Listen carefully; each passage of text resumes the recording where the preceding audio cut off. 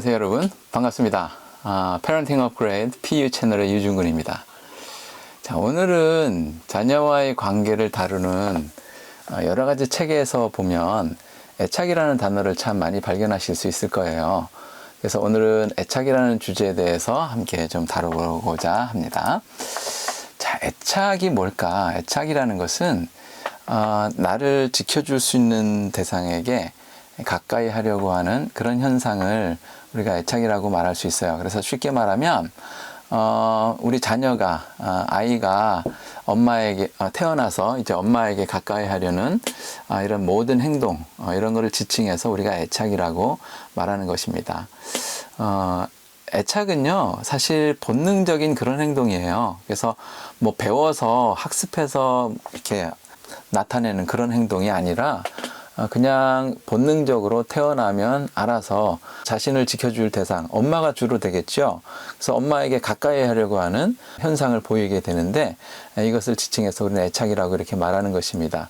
근데 애착은 동물에도 나타나요. 그래서 인간에게만 있는 것이 아니라 조류라든지 포유류라든지 이런 동물 세계에서도 애착은 나타난다. 이렇게 말씀을 드릴 수가 있겠습니다. 아기가 엄마를 가까이 하는 방법에는 두 가지가 있죠. 그래서 첫 번째는 뭐 엄마한테 직접 가는 거죠. 이거는 뭐 태어나자마자는 불가능하잖아요. 그래서 이동성이 좀 이렇게 확보된 이후에 기어간다든지 걸어간다든지 조금 더 잘하면 언제든지 엄마한테 뭐 두 팔 벌리고 가서 엄마에게 안기고 하는 이런 모든 모습들, 이게 우리가 좀 관찰할 수 있는 그런 애착 행동이다 이렇게 볼 수가 있겠습니다. 다른 하나는 엄마를 불러오는 거예요. 그래서 사실 태어나자마자 신생아 같은 경우는 엄마한테 직접 갈 수가 없잖아요.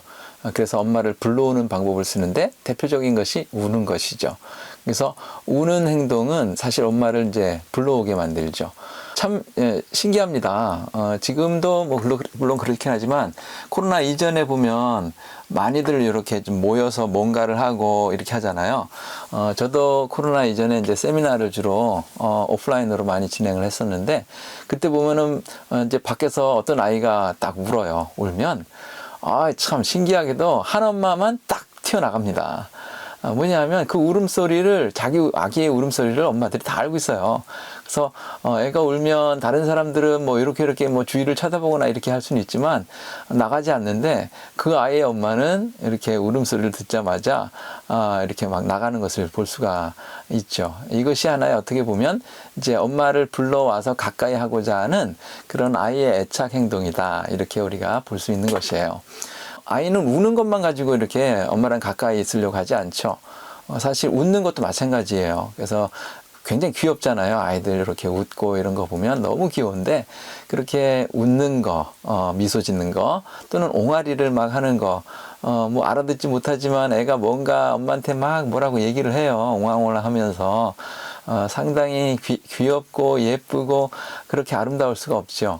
근데 그것도 역시 하나의 어떻게 보면 나를 지켜줄 수 있는 대상과 가까이 하려고 하는 하나의 행동 중에 하나다, 이렇게 볼 수 있습니다. 그래서 애착이라는 단어는 보울비라는 학자가 있어요. 소아정신과 의사였어요. 근데 그분이 이야기하기를 그렇게 얘기를 했어요. 이렇게 웃는 것도 역시 애착의 일환이다, 이렇게 얘기를 했는데 그것은 다름 아니라 웃고 또 옹알이를 하고 그것을 보고서 아주 귀여워하는 그런 모습을 보면서 엄마는 좀 더 아이와 가까이 있으려고 하죠. 그래서 엄마랑 가까이 있는 것을, 그래서 엄마를 좀 붙잡아 놓는 시간을 더 확보하는, 자, 이런 모습이 아이가 보이는 웃는 행동 중에는 이렇게 숨은 의미가 있다라는 것을 우리가 발견할 수가 있습니다. 물론 아이가 커서 엄마랑 같이 있고 싶어하고 뭐 엄마랑 같이 이야기를 또 더 나누고 싶어하고, 특히 뭐 초등학교까지는 그래도 막 그렇게 부모랑 같이 있고 와서 안기고 그러잖아요. 물론 사춘기가 들어서면 좀 더 다른 양상을 보이지만 그때는 좀 다른 모습에서 애착이 나타나는 것뿐이지 애착이 사라졌다, 이렇게 볼 수는 없는 것이죠. 그래서 애착은 그와 같이 엄마한테 가든지 또는 엄마를 불러오든지 이런 모습에서 애착을 발견할 수가 있겠습니다. 그런데요, 이 애착이라는 것은 애들한테만 있는 게 아니에요. 애들한테만 국한된 것이 아니라 어른들도 역시 마찬가지입니다. 여러분은 누구랑 같이 있고 싶어 할까요? 가까이 있는 사람, 어떤 사람하고 주로 가까이 하고 싶어 하시는지요? 뭐 대부분 비슷할 거예요. 뭐 이런 사람들이죠. 주로 내 마음을 좀 알아주는 사람, 그렇죠? 그리고 좀 가면 좀 마음이 편한 사람, 그리고 어떤 사람입니까? 좀 믿을 만한 대상, 나한테 좀 잘 대해주고, 그리고 믿을 만하고 나를 지켜줄 수 있는 대상, 뭐 그런 대상하고 좀 더 가까이 있고 싶어 하잖아요. 그래서 이웃도 그런 사람이라면 좀 더 뭐랄까요, 가까이 있고 싶어 하고 친밀감도 더 쌓아지고 하지만, 그렇지 않고 뭐 이렇게 너무 좀 공격적이라든지 아니면은 사사건건 와가지고 시비를 건다든지 뭐 이런 분들하고는 사실 가까이 하고 싶지가 않잖아요. 그래서 애착은 그와 같이 어린아이한테만 일어나는 것은 아니고요. 어른들에게도 역시 마찬가지로 애착은 여전히 존재한다라고 말씀드릴 수 있어요. 그래서 애착은 사실 태어나면서부터 죽을 때까지 계속 지속적으로 보이는 그런 현상이라고 이렇게 말씀을 드릴 수가 있겠습니다. 자, 애착에는요, 사실 유형이 좀 존재하는데요. 4가지 유형이 존재해요. 그래서 한 가지 유형은 안정 유형이라고 해서 좀 건강한 유형이지만, 나머지 3가지 유형은 불안정 유형이라 그래서 각자 보이는 양상이 다르지만 좀 건강하지 못한 그런 유형으로 이렇게 형성되게 되어 있어요. 이런 좀 유형의 어떤 그 각각의 특징에 대해서는 제가 다음 영상에 차근차근 여러분과 함께 좀 나누어 보도록 하겠습니다. 자, 애착 유형은요, 아이들이 자신을 주로 돌봐주는 그런 그 대상, 주로 엄마가 된다 그랬죠. 그래서 요즘에는 또 오해하지 마세요. 요즘에는 아빠도 많이 돌보고 있어요. 사실 뭐 제 주변에도 꽤 많아요. 아빠가 주로 집안에서 돌보고 엄마가 또 경제 활동을 하시고 이런 가정들이 상당히 많이 있어요. 그럴 때는 이제 아빠가 될 수 있죠. 어쨌든 간에 아이를 주로 돌보는 대상이에요. 그래서 아이를 주로 돌보는 그런 대상과 아이가 주로 생후 한 3년 동안 어떤 관계를 어떻게 맺느냐에 따라서 유형은 사실 결정된다고 볼 수 있는데요. 이 어린 시절에 요 한번 형성된 그 애착 유형은요, 대부분 성인까지 이어지는 그런 강한 특징이 있어요.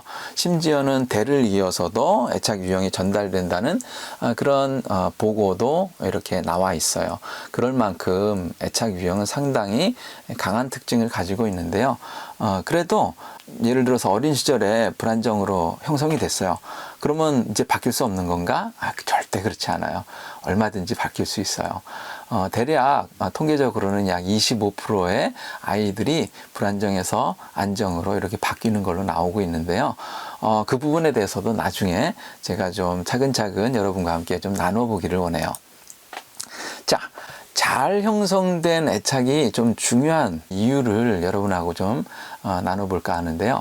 안정된 애착은요, 자녀가 좀 건강한 감정을 가지도록 해주고요. 그리고 생각도 건강하게 가질 수 있도록 이끌어주고요. 그리고 행동도 건강한 행동을 만들 수 있도록 그런 어떤 그 마음의 베이스를 만들어주는 것이 건강한 애착에서 나온다. 이렇게 말씀드릴 수 있어요. 특히나 뭐 감정, 생각, 행동 중에서도 특히나 감정 같은 경우는 애착에 굉장히 많이 영향을 받는데요. 사실 아이들이 감정을 쓰는 모습이 각각 다르잖아요. 그래서 뭐 어떤 아이들은 하루 종일 좀 삐져 있고 이런 아이들이 있는가 하면, 또 어떤 아이들은 항상 좀 이렇게 긴장하거나 또는 주눅 들어 있거나 이런 아이들이 또 보이기도 하고, 또 어떤 아이들은 가만 보면 좀 공격적인 아이들도 있지요. 근데 이런 모든 어떤 행동 모습들이 실은 애착 유형하고 아주 밀접한 관계가 있다, 이렇게 볼 수가 있습니다. 그런데 애착이 좀 건강하게 형성돼서 안정적으로 이렇게 형성된 아이들은요, 좀 달라요. 그 아이들은 안정감이 있기 때문에 좀 자신감도 있고, 나중에는 학업하고도 굉장히 많이 연관돼 있고요. 특히 공감 능력이 많이 발달되어서 친구들한테 인기도 좋아요. 그래서 그런 모습들은 다음에 또 유형별로 제가 정리해서 한번 영상으로 나눌 때 좀 더 자세하게 여러분과 함께 나누도록 하겠습니다. 자, 엄마하고 좋은 관계를 만들어 간다는 것은 그 애착 관계는 사실 엄마하고의 관계, 그러니까 어린 시절의 그 관계에서만 그치는 게 아니에요. 그게 거기에서만 그치는 게 아니라 평생토록 영향도 미치지만 그 영향력이 엄마에서부터 시작했지만 친구들한테도 확장되고요. 선생님이나 다른 여러 어른들한테도 그 애착의 어떤 그 유형적 특징들이나 이런 것들이 사실 고스란히 거기에서 나타나게 되는데, 그보다도 더 중요한 게 있어요. 그게 뭐냐면요, 자기 자신과의 관계예요. 그래서 나 자신과 얼마나 긍정적으로 또 건강하게 나를 바라보고 또 나와의 관계에서 나를 건강하게 대하는 이런 모습들도 안정된 애착에서 우리가 나타나는 하나의 주요한 특징이다. 그런 면에서 볼 때는 얼마나 애착이 중요하고 엄마와의 초기 관계가 얼마나 중요한가, 이런 것들을 우리가 살펴볼 수가 있겠습니다. 오늘은 이렇게 해서 여러분하고 같이 애착에 대해서 좀 간단하게 살펴보았어요. 앞으로 말씀드렸던 것처럼 차근차근 자녀와의 관계에서 좀 우리가 좀 알면 좋을 그런 어떤 다양한 이슈에 대해서 여러분과 함께 나누도록 하겠습니다. 자, 오늘도 여러분 함께 해주셔서 감사드리고요. 언제나 여러분 환영합니다. 궁금하신 점이나 또 나누고 싶은 이야기가 있으면 댓글로 달아주시면 최선을 다해서 여러분과 함께 소통하도록 하겠습니다. 여러분 그러면 행복하시고요. 자녀와 좋은 관계 이루시길 바라겠습니다. 감사합니다.